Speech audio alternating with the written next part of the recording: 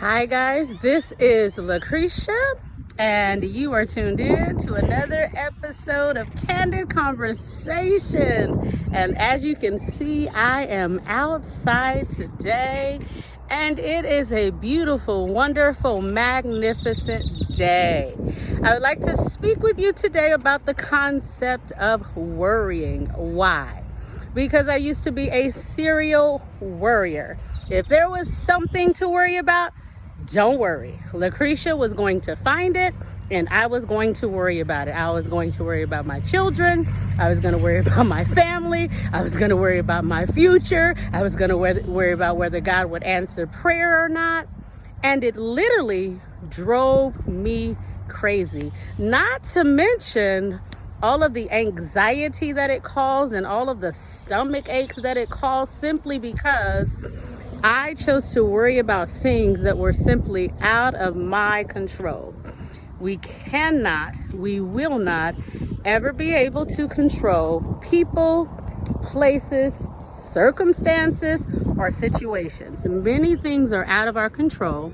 The person that we really are responsible for controlling is ourselves.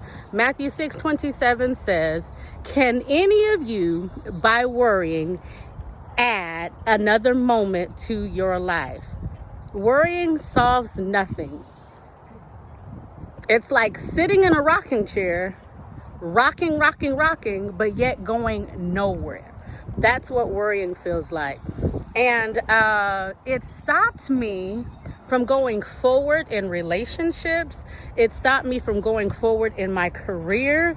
It kind of put me at a standstill because when we begin to worry about things so much, then it frustrates us and it also paralyzes us, and we are unable to make clear decisions because we're always worried about the outcome.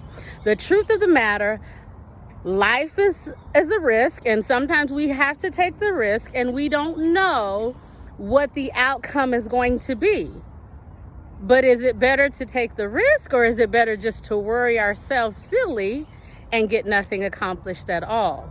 So worrying stopped me from living because I was so concerned about this, that, or the other. And I was also very concerned about what would the people think.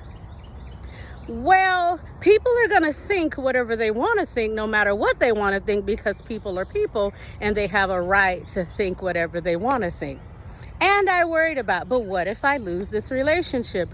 Well, relationships come and go, and everybody's not supposed to walk with us in our lives in every season. I cannot tell you the amount of relationships that were solid in one season and are definitely liquid in this season.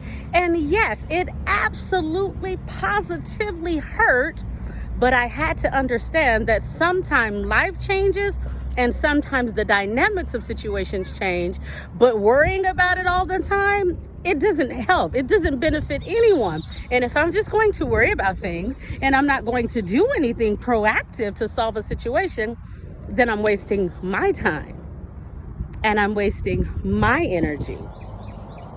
And worrying made me sick to my stomach many times.